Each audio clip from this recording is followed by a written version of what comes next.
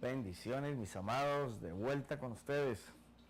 Bueno, hoy estamos empezando una serie nueva, porque Dios nos ha dado siempre para enseñar por una cantidad de capítulos que formen una serie, ya que entiendo en mi corazón que Dios me ha llamado para colocar principios en su iglesia, los cuales puedan ejecutar. Y pues la palabra dice que la fe viene por el oír y el oír de la palabra de Cristo.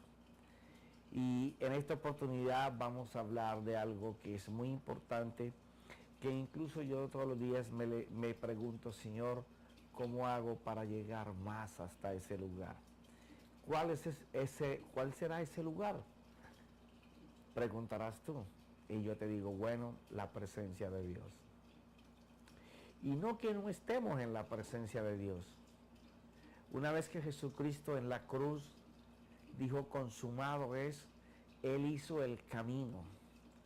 Él quitó el obstáculo, lo que no permitía que nosotros pudiéramos ir a esa presencia. Ahora, la pregunta es, si Jesucristo nos acercó al Padre, ¿por qué usted va a comenzar a compartirnos de cómo hacer para ir a esa presencia? En pocas palabras, ¿cómo voy a apelar? ¿Cómo voy a hacer yo para darme cuenta de que yo estoy ahí con Él?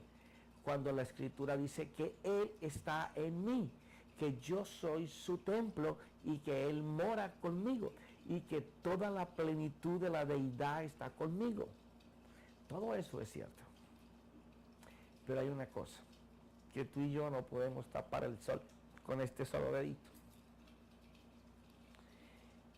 Cuando tú oras o cuando tú hablas con el Padre o hablas con el Hijo o le hablas al Espíritu Santo, tú estás seguro, convencido, requete contra seguro de que tú te sientas a hablar y sientes la presencia de esa persona delante de ti con la que tú estás hablando.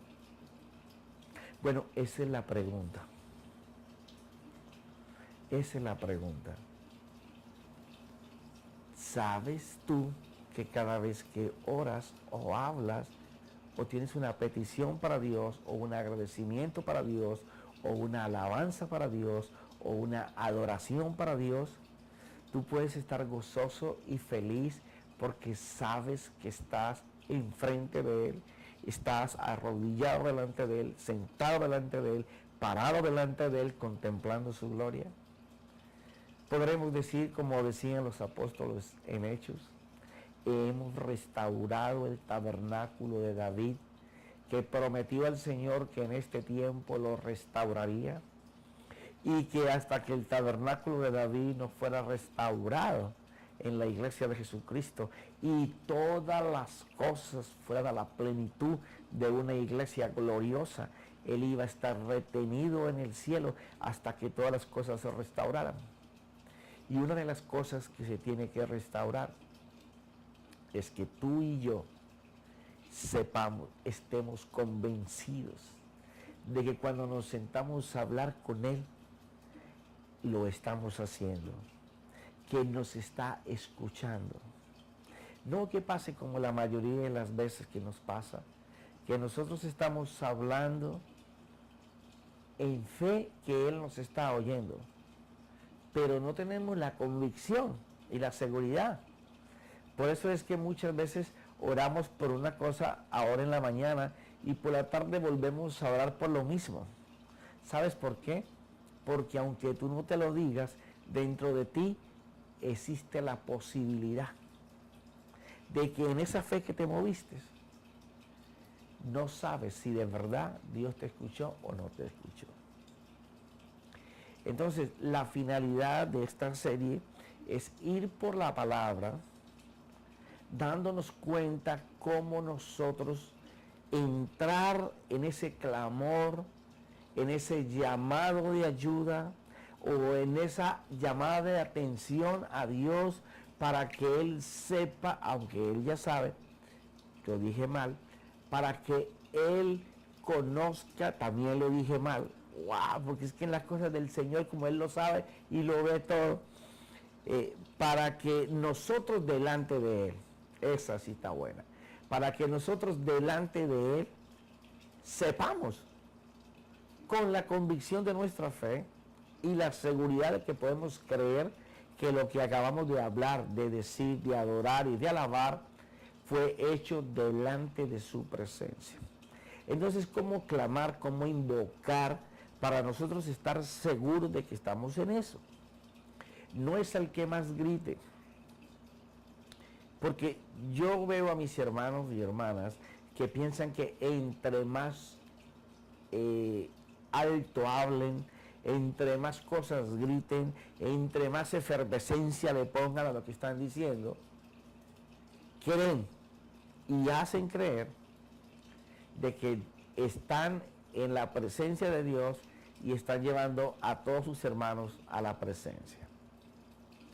Pero de lo que se trata es de una vivencia personal en donde tú y yo sepamos que estamos de frente a nuestro Dios y que por tal razón estamos en esa reverencia, en esa santidad, porque sabemos que estamos en su presencia. Así como cuando Dios les hablaba a los antepasados de la fe, Abraham, Jacob, Isaac, David, Salomón, Elías, Eliseo, Isaías, Jeremías, toda esta cantidad de hombres de Dios, y los mismos apóstoles que podían estar seguros de que Dios les había escuchado. De eso se trata. Y no es que sea un misterio, no es que sea una fórmula como en matemáticas para poder hacer determinada ecuación. No, hay un solo camino. Cuando tú y yo estamos a paz con Dios, el camino está asequible. Ahora, profeta, usted nos empezó diciendo que Jesucristo lo había hecho. Sí, es correcto. Jesucristo hizo todo para que tú y yo pudiéramos estar en la presencia de Dios libremente. Pero la iglesia piensa que el sacrificio de Jesús va acompañado del desorden nuestro. ¿Cuál desorden? Gracias por preguntármelo. Aquellas actitudes o hechos derivados de nuestros pensamientos o nuestras confesiones, pensando de que Dios nos entiende como actuamos así, como nos portamos así, porque tenemos derecho, porque Dios me entiende, que es que aquí me están fallando y yo debo actuar así. O sea, puras especulaciones nuestras que van en contra de ese conocimiento de Dios que nos lleva a esa presencia. Pero vamos a entrar en materia. Vamos a ver qué dice la Biblia. Vamos a empezar por uno que sabía mucho también. Todos en la Biblia dan un tremendo ejemplo de buscar a Dios. Pero yo he escogido aquí a Nehemías, un hombre que no estando ni con su pueblo, estando distante de él, comenzó a pedir a Dios por el arrepentimiento de su pueblo. Porque el clamor de Dios siempre va a ser uno. Porque el problema de que cuando nosotros clamamos a Dios, cuando invocamos a Dios, y no tenemos la seguridad de que Dios nos escuchó, es porque sabemos que nosotros lo que le pedimos a Dios es simplemente el favor de Dios. Pero no queremos por ningún motivo cambiar nuestra manera de ser. Queremos que Dios nos escuche y Dios nos haga favores, pero que no se meta en la vida nuestra. No queremos que Dios intervenga por su palabra, porque cuando la palabra de Dios comienza a intervenirte directamente y tú le abres tu corazón, te vas a ver confrontado. Te vas a ver enfrentado a una realidad que no vives, pero que tú prometes hacer. Porque los que son del Señor no son los que oyen la palabra, son los que la hacen. Entonces aquí hay un clamor fuerte de Nehemías y una respuesta de Dios, el por cual ellos están en la situación en que están, porque su economía está en la forma en que está, ¿Por qué su salud espiritual está tan desbaratada? ¿Por qué su ser interior está tan enfermo? ¿Por qué ellos andan detrás de las cosas que no los llevan a Dios, sino que los apartan de Dios por cuando andan buscando para sus propios deseos? Entonces Dios responde a ese clamor de la siguiente manera. Nehemías capítulo 9, versículo 26. Pero fueron desobedientes y se rebelaron contra ti. Echaron tu ley a sus espaldas, mataron a tus profetas que los amonestaban para que se volvieran a ti y cometieron grandes blasfemias.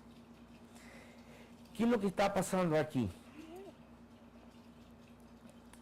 Cuando tú decides vivir bajo el sistema operante en este mundo, porque tú me vas a preguntar, profeta, ¿y cuándo yo he rechazado la palabra de Dios? ¿Cuándo yo le he dicho a Dios que tu palabra no vale nada? Bueno, algunos lo habrán dicho, pero habrá mucha gente que dirá, pero yo cuando he dicho, no, Señor, yo no voy a hacer eso que tú me mandas. No, que va, yo nunca he escuchado eso. No, es que no me gusta así. Es que el problema es que el mal es muy sutil. No es que tú digas, Señor, yo no lo voy a hacer y te voy a desechar. Muchas veces es que nosotros hacemos lo contrario a lo que Dios manda y estamos desechando lo que hemos escuchado a través de pastores, de sacerdotes, de obispos, de tanta gente que te amonesta con la palabra de Dios de una o de otra forma. A lo mejor eres confrontado por una película en donde se te lleva un mensaje que viene de la mano del Creador, que te dice que te arrepientas, que cambie lo que estés haciendo. Pero cuando nosotros desechamos la verdad de Dios, viene una consecuencia. ¿Por qué este país de Estados Unidos está en este momento bajo juicio? Porque este país desechó la verdad de Dios por la moral que ellos tratan de imponer. Entonces sacaron a Dios de la presidencia, sacaron a Dios de las cámaras, no está en las gobernaciones, no está en las alcaldías. Entonces lo inmoral comenzó a entrar y le comenzaron a llamar a lo malo bueno cuando era malo. Entonces, el hacer todo eso desecha la mano de Dios. Entonces, cuando tú decides que Dios no tenga parte en tu vida, pues Dios no puede hacer en tu vida lo que Dios tiene planificado hacer. Entonces, el juicio comienza a venir por nuestra desobediencia y al desechar los mandatos de Dios. Cuando tú que me estás escuchando, estás abatido, estás oprimido, te encuentras enfermo, parece que no hay sustento para tu casa, parece que la economía cada vez se hace más pequeña y tus obligaciones más grandes. Bueno, déjame decirte que tienes que reevaluar todos los principios por los que tú estás viviendo. Y lo más grave de esto es que muchos son creyentes, son hijos, pero hijos que han perdido la visión, hijos que han perdido el mirar del rostro de Dios. Porque a mí la palabra me enseña, mira, vamos ahí a David, pero deja ahí tu dedito en Nehemías. Mira lo que dice David.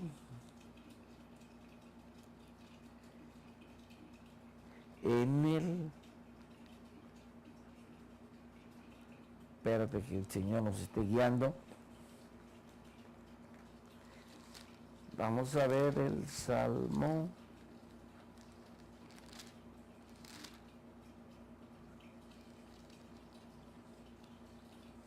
Mira el 34. 34:4. Busqué al Señor y Él me respondió y me libró de todos mis temores. Los que a Él miraron fueron iluminados y sus rostros jamás serán avergonzados. este pobre clamó y el Señor lo oyó y lo salvó de todas sus angustias. O sea, fuera de que es una promesa, es un pacto que Dios hace con uno. Dice lo siguiente, dice, mira, deja que el profeta tome algo para que siga hablando. Gracias. Mira, David dice, yo he visto que si yo clamo a Dios, Dios me escucha. Y no solo que Dios me escucha, me salva. Fuera de que me salva, me coloca en lugar seguro, me protege, me cuida, pero eso sí, va a enderezar mi camino. Porque él dice, no hay quien clame al Señor y que el Señor no le escuche. Pero mira esto. Y él me responde y me libró de todos mis temores. Los que a él miraron fueron iluminados. ¿Qué quiere decir? Aquellos que miraron al Señor fueron iluminados. ¿Quién es el que mira al Señor? No es aquel que está en necesidad solamente y dice, Señor, ayúdame. Señor, metí la pata, la embarré, no debía hacer eso. No.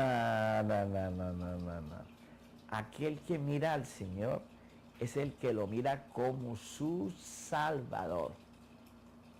Es aquel que genuinamente se quiere arrepentir de hacer lo malo, de haberse él apartado de Dios, haber desechado la mano de Dios, haber desechado el mandamiento de Dios, haber desechado la pureza de Dios por andar detrás de la inmoral de este mundo, por andar detrás de la vanagloria de este mundo, por andar detrás de la idolatría de este mundo.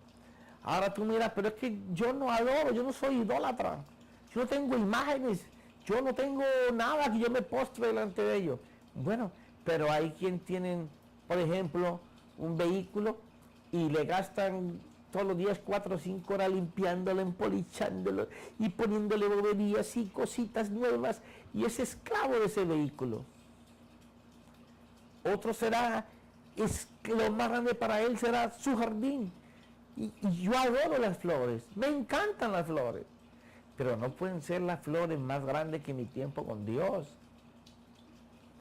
Para otro será su casa, para otro será el trabajo que hace, pero mientras tú tengas cosas que te apasionen, cosas que te deleiten más que buscar al Señor, ese deseo tuyo de ir a encontrarte con Dios va a estar bien difícil, porque en tu corazón está entronado en primer lugar algo que no es Dios. Y ese es uno de los impedimentos grandes que nosotros tenemos para poder saber que nuestra comunicación con Dios, la intimación con Dios, la familiaridad con Dios es correcta. Y que nosotros sabemos de que en ese momento que estuvimos con el Señor. Porque hay gente que piensa que porque se lee un salmo, o gente que piensa que porque oró media hora, y el Señor pidió, y ya él habló con Dios. Y resulta que la mayoría de las veces nosotros lo que vamos es con una quejabanza o con una retajila. Profeta, ¿y qué es eso? Gracias por preguntármelo.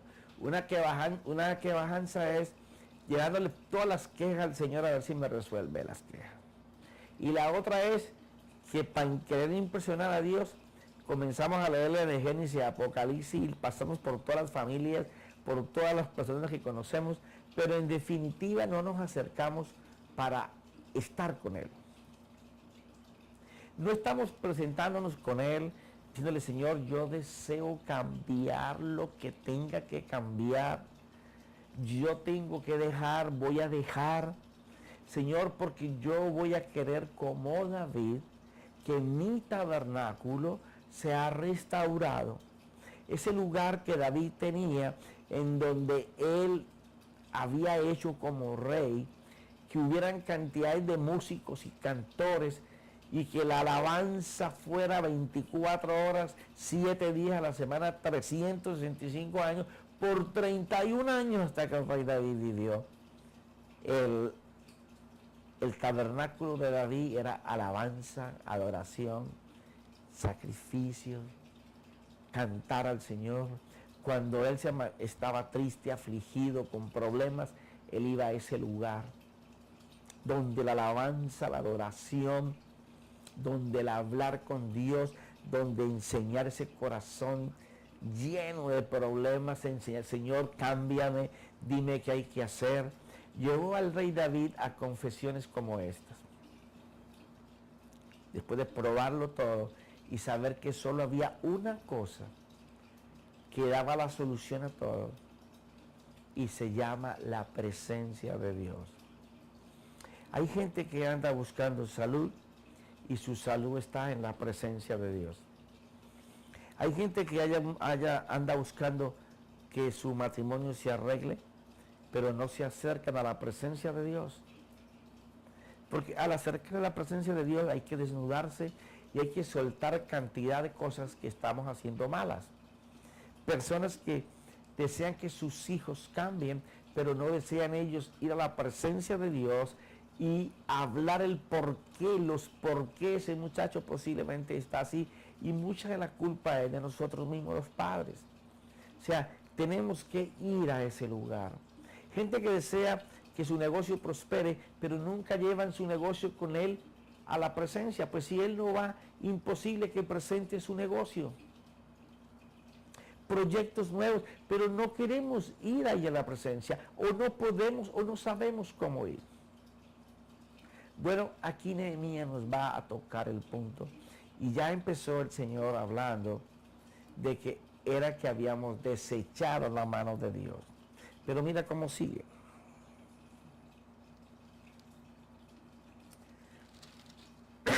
Dice: entonces los entregaste en mano de sus enemigos, que los oprimieron, pero en el tiempo de su angustia clamaron a ti. O sea, cada vez que tú te apartas de la presencia de Dios, tú vas a ser entregado al enemigo. Hermano, pero si yo tengo la plenitud de Dios, si Cristo murió por mí, si yo soy su hijo, si voy 2 veces a la iglesia, si voy 4 veces a la iglesia, si voy todos los días a la iglesia, ¿cómo es posible que a mí me esté pasando esto?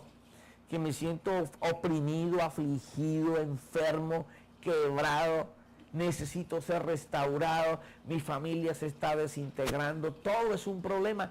¿Qué es lo que me está pasando?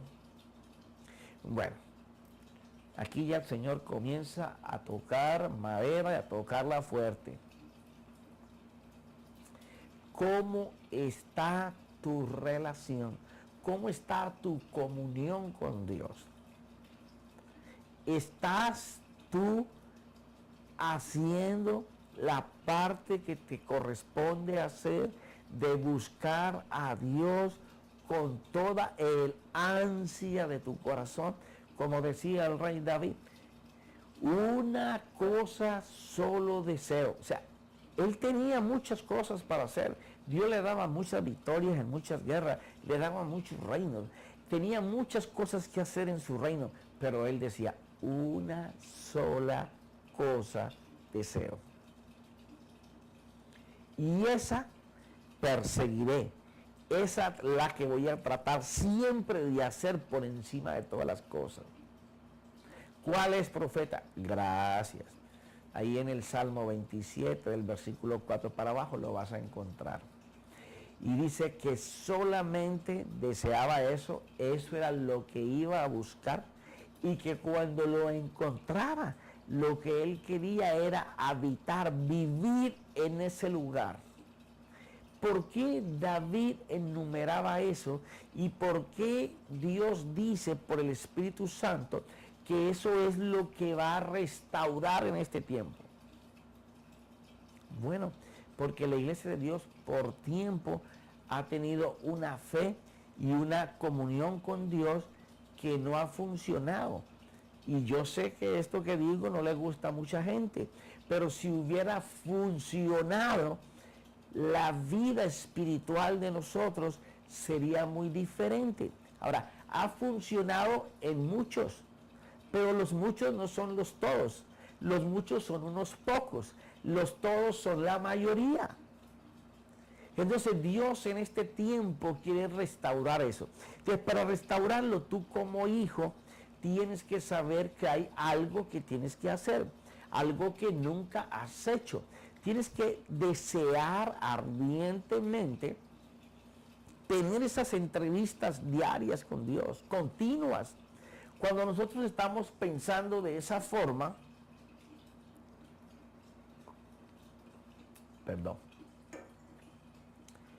cuando nosotros estamos pensando de esa forma, nosotros le estamos diciendo al Señor, mira, lo que más nos interesa es buscarte a ti. Y no voy a desistir hasta que lo logre. Porque se trata de que yo voy a disciplinar mi mente, mis pensamientos y mi voluntad a que lo primero que voy a hacer es ir a buscar tu presencia. A lo mejor al principio se te crucen toda cantidad de pensamientos por tu mente. Se te cruzan los problemas que tienes que resolver, los biles que tienes que pagar, los días que ves venir, que los ves que no son buenos, que eso es temor y eso es malo. Todo eso se te atraviesa en el momento en que tú estás tratando de ubicar el tiempo, el espacio, todo lo necesario para estar con Dios. ¿Por qué? Porque no estamos enseñados a hacerlo y entonces eso es más elevado que nuestra vida espiritual. Pero una vez que nosotros comenzamos a clamar a Dios, a invocar a Dios, decirle, Señor, solo me sale una palabra, no sé cómo hacerlo, ayúdame. Yo deseo hablar contigo constantemente. Yo quiero saber que yo hablo y tú me escuchas. Yo quiero saber que cuando yo me siento aquí en la madrugada, en la mañana, a la hora que tú escojas, a mí me gusta bien por la mañana, lo primero de mi día, mis primicias son para Él. Entonces, una vez que yo estoy yendo directamente a la fuente, clamando a ella, diciéndole como Jacob al ángel, no te voy a soltar hasta que me bendigas. Cuando tú estás con esa posición hablándole al Señor, mira cómo dice aquí, ¿qué pasa? Pero en el tiempo de la angustia clamaron a ti, y tú escuchaste desde el cielo, y conforme a tu gran compasión les diste libertadores que los libraron de mano de sus opresores. Pero cuando tenían descanso, volvían a hacer lo malo delante de ti. Por eso tú los abandonaste en mano de los enemigos para que los dominaran. ¿Qué es lo que pasa? Que nos hemos enseñado al Dios bombero. Por eso es que tanto va el cántaro al agua hasta que se rompe. Es un dicho de mis abuelos, pero que es una realidad. Mira, cuando nosotros estamos yendo a Dios por la necesidad, por los peces y por los panes, por el milagro solamente, y no estamos yendo a Él porque Él es Dios, nuestra comunión con Dios va a ser cada vez, si antes teníamos un poquito, ahora Dios nos resuelve unos problemas y nos volvemos a apartar de Dios, ya la próxima vez que venga va a ser más difícil y cada vez va a ser más difícil. ¿Qué es lo que va a comenzar a narrar Nehemías? Esta gente clamó a Dios, Dios les escuchó, les envió hombres de Dios, guerreros de Dios, para que los libertaran de sus opresores. Pero una vez que fueron libres, se olvidaron de Dios. Eso es lo mismo que nos pasa hoy. Hoy nosotros clamamos a Dios para recibir el favor de Dios. Por eso que yo siempre digo que un milagro no cambia a una persona. Yo he visto personas que han estado ciegas, sordas, inválidas, con esquizofrenia, con estrés, con opresiones, con economías súper caídas, y tú lo ves en esa búsqueda de Dios desenfrenada, y eso es que todo lo que le digan que hay que hacer de Dios, ellos están de cabezas ahí, porque no encuentran otra solución sino Dios. Mira, ayer mismo en mi congregación, fue un hombre como de 7 pies, me imagino yo, un altísimo hombre. Por su vestir me di cuenta que no pertenecía a los miembros de la iglesia. En chancletas, en bermudas, escuchó el mensaje y se quebrantó. Fue al altar para que oraran por él.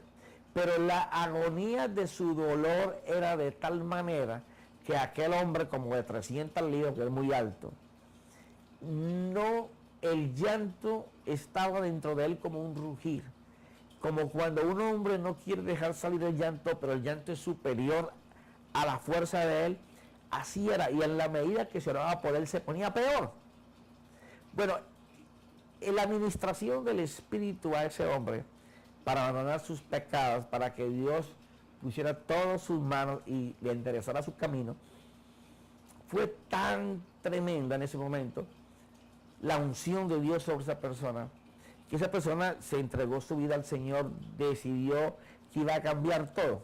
Bueno, así como Él lo decide ahora, si Él tiene un arrepentimiento genuino, una entrega total a Dios, para que Dios le cambie su vida, Dios lo va a hacer. Pero así en la misma forma en que vino, Dios le ayuda, resuelve sus problemas y más adelante se olvida de lo que Dios hizo y vuelve de nuevo a hacer su vida. Bueno, el Señor dijo que el estado de esa persona vendría a ser peor que el que tenía antes.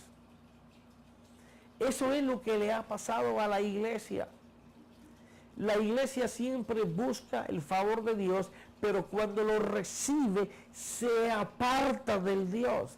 Entonces no aprende a estar en su presencia, no aprende a valorar que en la presencia de Dios está la solución para todos los tiempos y casos de su vida. Él busca a Dios por el milagro, por el favor. Él no busca a Dios porque es Dios.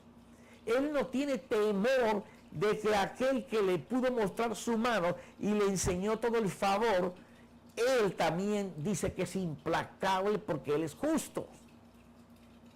Y cuando habla de que Él es justo y es implacable, Él ha creado al enemigo de nuestras almas para que cuando nosotros estemos en pecado, de acuerdo a lo que nosotros decidamos hacer, hablar, a la actitud con que hagamos, a la forma en que pensemos, así mismo vamos a recibir retribución, vamos a recibir castigo. Con la medida que nos medimos en el mundo, con esa misma nos van a devolver. Por eso es que la iglesia carece de una oración, o las personas de una oración continua que le dé la fuerza, el aliento de saber de que su oración está siendo escuchada por Dios, porque la manera en que vivimos, las actitudes que tomamos, las cosas en que pensamos, no son de la voluntad de Dios. Por el contrario, nos apartan de la vida de Dios. Entonces pertenecemos al grupo de las personas que más vale estamos buscando a alguien que sea espiritual para que ore por nosotros.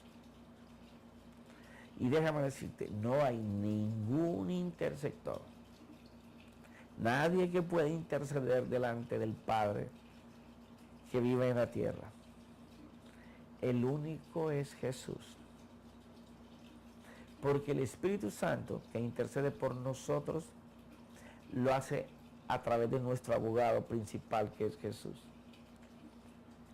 Entonces, si no hay esa vida de deseo, de anhelo, de vehemencia de la presencia de Dios,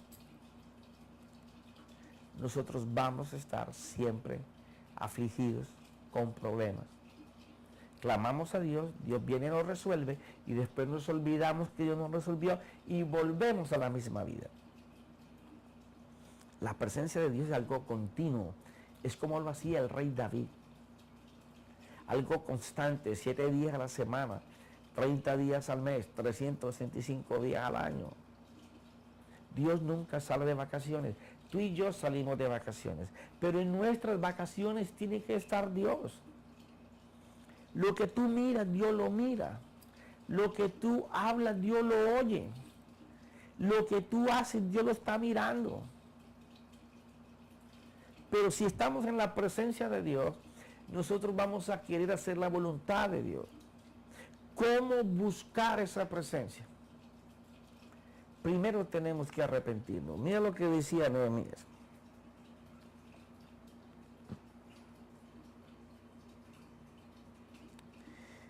Pero cuando tenían descanso, volvían a hacer lo malo delante de ti. Por eso tú los abandonaste en manos de sus enemigos para que los dominaran. Y cuando clamaban de nuevo a ti, tú oías desde el cielo. Es un Padre tan misericordioso que lo que Él siempre quiere es salvarnos, quiere protegernos. Es más el deseo de Dios que nosotros seamos salvos de su mano, que nosotros lo ignoremos. Pero nosotros somos tan dados a olvidar rápidamente lo que Dios ha hecho en nuestras vidas. Y muchas veces los rescataste, dice Nehemías, conforme a tu compasión. Los amonestaste para que volvieran a tu ley, pero ellos obraron con soberbia y no escucharon tus mandamientos, sino que pecaron contra tus ordenanzas, las cuales, si el hombre las cumple, por ellas vivirá. Y dieron la espalda en rebeldía, endurecieron su cerviz y no escucharon. Sin embargo, tú los soportaste por muchos años y los amonestaste con tu espíritu por medio de tus profetas, pero no prestaron oído. Entonces los entregaste en mano de los pueblos de esta tierra. ¿A qué se debe que nosotros estemos pasando por lo que estamos? ¿A qué se debe a que este país esté en juicio? Porque no me canso de decir, este país está bajo el juicio de Dios y no tienen un exterminio completo por los hijos de Dios que no han bajado sus brazos, por la semilla que este país sembró por años en todos los países del mundo y que ahora Dios ha traído a este lugar. Porque si tú como yo eres emigrante en este país, tú no viniste porque tú quisiste. Tú no viniste por buscar unos dólares más. Si Dios te trajo, hay un propósito. ¿Por qué? Porque Dios va a traer de todos los lugares del mundo donde este país sembró semilla del Evangelio, para que hoy nosotros seamos el alimento de todos aquellos que se han apartado, cuando sus generaciones anteriores adoraron y alabaron a Dios, pero se corrompieron, comenzaron a llamar a lo malo bueno y comenzaron por poquito y en 30 o 40 años han sacado a mi Dios de todos los lugares donde antes solamente se hablaba de la bendición de Dios, donde para empezar algo se empezaba con una oración. Si un plan se iba a hacer para este país, se oraba por eso. Estaba leyendo la historia de este país, que antes para pertenecer al Congreso tenían que ser cristianos, porque este país fue fundamentado, levantado, edificado sobre la Biblia, pero se han olvidado una vez. Y Dios los perdona, claman a Dios, Dios los perdona, y vuelven y hacen lo malo, y vuelven y hacen lo malo. Pero ¿qué es lo malo de todo esto? Que este país exporta la inmoral. Este país exporta la inmoral porque por tiempo fue modelo y todavía la gente sigue pensando que es modelo este país. Déjame decirte, los siervos han caminado por tiempo en caballo y los príncipes han andado a pie. Eso es lo que pasa ahora. La inmoralidad está montada de a caballo y lo moral, lo puro, anda de a pie. Pero Dios va a cambiar las circunstancias. Vamos a comenzar a ver el rugir de Dios a través de sus hijos, enseñándole a todo el mundo su pecado y clamando por arrepentimiento para que Dios cambie las circunstancias. Y yo profetizo para este país un avivamiento tremendo que no va a nacer en este país. El avivamiento va a venir con hombres avivados de Dios que han llegado desde hace algunos años y Dios los ha establecido, pero les va a comenzar a entregar dones, talentos, capacidades, poder, autoridad delegada, preparada desde antes del mundo para este tiempo de perdición de la moral de este país, de la conducta, de los principios de Dios, para que esos hombres que viven implorando la presencia de Dios, que se embriagan en ella, que su único fin es que Dios haga, que Dios se presente, que buscan a Dios continuamente y lo buscan con la única visión de Dios. Señor, enséñales tu perdón, enséñales tu misericordia. Señor, dame palabras para yo decirles a ellos cómo deben de arrepentirse y venir a buscar con ese clamor de alma, de pensamiento, de razón, de voluntad, disciplinando todo en una entrega total y voluntaria para que tú hagas en sus vidas. Señor, haznos unas antorchas de fuego, bolas de fuego, que cuando nuestro cuerpo pase llevando dentro tu habitáculo, Señor, tú puedas hacerte presente de palabra y de hecho, porque nosotros te invocamos por tu presencia y en el momento de que tenemos que vivir delante de los que están impuros, Señor, tu pureza, tu santidad, tu palabra, tu poder, Señor, va a ser en ellos, que ellos levanten sus ojos para mirarte a ti. Ese es el deseo de Dios, que buscando a nosotros de su presencia, Él pueda a través de nosotros enseñarle a todos que Dios ha puesto el pie en el acelerador para que su iglesia sea santa, pura y sin mancha. Una iglesia que no dependa de estrategia de hombres, sino que dependa del poder, de la fuerza y de los planes de Dios a través de su Hijo y de su Espíritu. Pero se nos acabó el tiempo. En el próximo clip estaremos hablando más sobre esto. Estamos en la introducción de cómo yo busco la presencia de Dios para cuando yo lo invoque, cuando yo clame a Él, Él me responda. O que yo esté seguro de que Él me escuchó. En el nombre de Cristo Jesús. Amén y amén.